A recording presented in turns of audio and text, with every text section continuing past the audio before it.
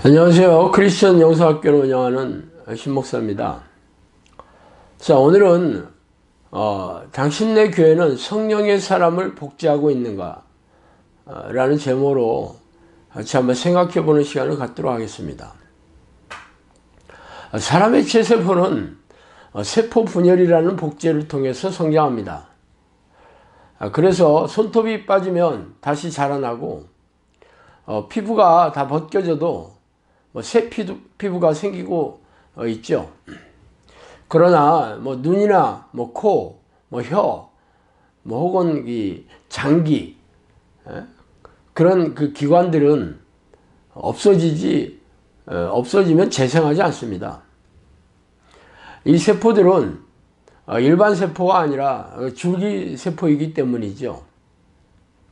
그래서 해를 거듭해서 그 세포 복제 연구가 진행되면서 장애자들과 불치병 환자들은 줄기세포를 복제하기만 하면 불치병을 나을 수 있다는 희망을 가지게 되었습니다. 그래서 수많은 과학자들이 줄기세포를 복제하려고 무진 애를 쓰고 있습니다.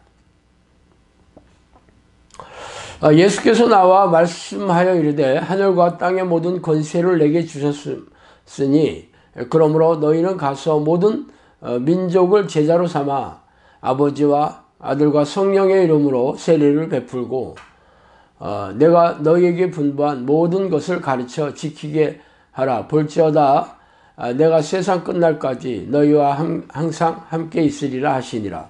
마태복음 28장 18절에서 20절 말씀입니다. 또 이런 말씀도 하셨죠. 오직 성령이 너희에게 임하시면 너희가 권능을 받고 예루살렘과 온 유대와 사마리아와 땅끝까지 이르러 내 증인이 되리라 하시니라. 이 말씀을 마치고 그들이 보는데 올려져 가시니 구름이 그를 가리어 보이지 않게 하더라. 사도행전 1장 8절에서 9절 말씀입니다. 예수님이 승천하시면서 유언으로 부탁하신 이 말씀들이 모든 족속으로 제자를 삼으라는 말씀이죠.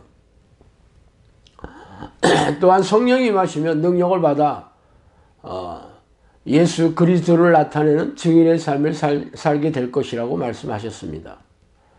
말하자면 예수님이 모든 족속으로 제자를 삼으라는 말씀은 바로 사도들과 같은 능력의 제자를 양육하여서 복제하는 사역을 하라고 하신 것입니다.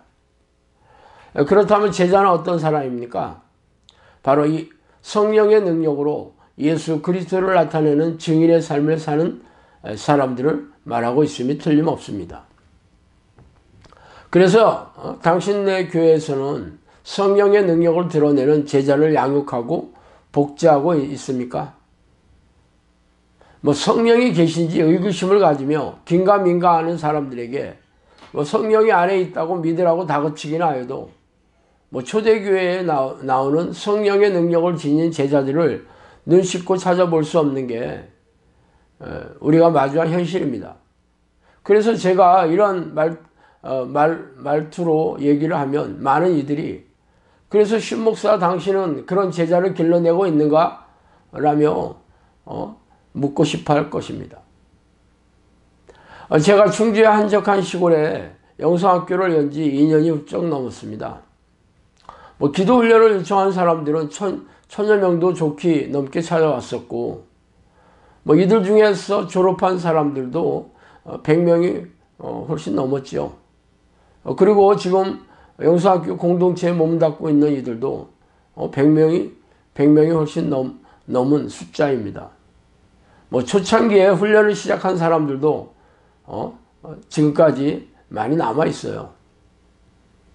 그들이 졸업하고 2년이 가까웠으면 제가 말하는 성령의 사람이 되어 있어야 하는지 증명해 주어야 할 때가 가까이 오고 있다는 것이죠.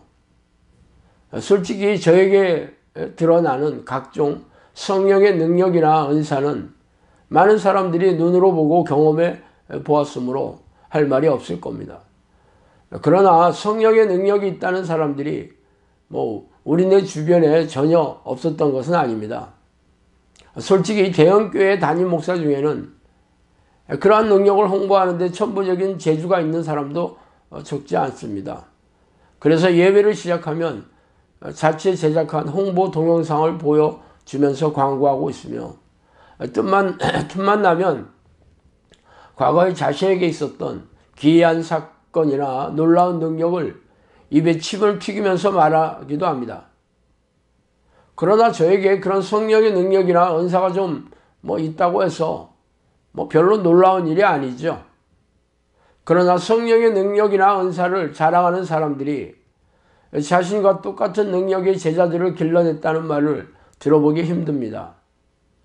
이름만 대면 알만한 유명한 어느 대형교회 담임 목사님은 자신이 운영하는 기도원에서 매주마다 전국의 목회자를 초빙하여 양육을 한 지 10수년이 흘렀습니다. 아마 지금까지 그분이 양육하는 목회자 중에 수만 명이 넘을 것입니다. 그래서 그분은 자신과 똑같은 놀라운 영적 능력을 지닌 제자들을 길러내고 있습니까? 아마 아직도 그 목회자가 주관하는 집회에는 수천 명의 목회자가 몰려들고 있다고 하지만 여전히 그분만한 제자가 나타났다는 말을 들어본 적이 없습니다. 그러나 초대교회는 그렇지 않았어요. 예수님은 3년반 동안 12명의 제자들을 순수 가르쳐서 길러냈고 12사도들은 예수님이 하신 사역과 똑같은 성령의 능력으로 영혼을 구원하고 초대교회를 세워나갔습니다. 그런데 그게 전부가 아니죠. 그 사도들은 직접 빌립 집사나 스데반 집사와 같은 놀라운 성령의 사람들을 제자로 길러낸 것입니다. 이제 다시 제가 운영하는 영성학교로 눈을 돌려봅시다. 이제 2년이 훌쩍 넘었으니 그동안 저에게서 기도 훈련을 하는 제자들 중에서 저와 같은 영적 능력을 드러내는 사람들이 나타나고 있는지 한번 살펴보세요. 솔직히 말해서 그게 바로 저의 주된 관심사이기도 합니다. 제가 입만 열면 쉬지 않는 기도의 습관을 들이면 성령의 능력이 나타나는 성령의 사람이 될 것이라고 귀에 못이 박게 말해왔기 때문입니다. 물론 쉬지 않고 기도하는 습관을 들여야 한다는 조건이 붙어 있긴 합니다. 제가 쉬지 않고 기도하는 습관을 들이는데 약 한 3년의 시간이 걸렸으므로 제가 3년의 기간을 기도하여야 몸이 자동적으로 반응하는 습관을 들일 것이라고 말해왔습니다. 그러나 아직 3년이 채 되지는 않았지만 2년이 훌쩍 넘었으므로 초창기에 훈련한 사람들이라면 이제 어느 정도 성령의 능력이 나타나는 조짐이라도 보여야 하지 않겠습니까? 만약 그런 사람이 없다면 제가 주장하는 기도 훈련은 가짜이고 제가 사기꾼이라는 돌팔매를 당해도 할 말이 없을 겁니다. 그러나 감사하게도 몇몇 졸업생들에게 그런 조짐이 보이고 있습니다. 아직은 드러내놓고 당당하게 바뀔 수 있는 수준은 아니지만 치유의 능력이 개선되고 귀신을 쫓아내는 영적 능력이 서서히 나타나고 있다고 저에게 말하고 있습니다. 제가 아직 여물지도 않은 성령의 열매를 이렇게 미리 밝히는 이유는 영성학교 밖에 있는 사람들에게 자랑하려고 하는 게 아닙니다. 여전히 영성학교에서 기도훈련을 하는 사람들에게 채찍과 당분을 주려고 하는 의도입니다. 똑같은 기간 동안 훈련한 사람 중에서 아직도 지지부진한 사람들이 적지 않기 때문입니다. 그 이유는 쉬지 않고 하나님을 부르는 기도의 습관을 들이지 못했기 때문이죠. 하나님이 아직도 팔짱을 끼고 관망하시고 계시다는 뜻입니다. 물론 그동안 받은 기도 응답도 적지 않았고 하나님의 은혜도 있었으며 변화도 많았다고 말하고 싶을 것입니다. 그러나 그런 변화나 기도 응답, 문제 해결 등은 제자가 되는 기준은 아닙니다. 제자가 되려면 성령의 능력을 드러내야 합니다. 그래서 귀신을 쫓아내며 질병을 고치면서 영혼을 구원하는 사역을 해나가야 합니다. 그런 제자를 배출하는 것이 바로 영성학교를 세운 목적이기 때문입니다. 만약 그런 제자를 배출하지 못한다면 제가 학교 문을 닫고 걸음아 나 살려라 하고 도망쳐야 할 것입니다. 그동안 수많은 사람들을 속이고 기만한 거짓 목자이기 때문입니다. 자, 오늘은 여기까지 하겠습니다. 감사합니다.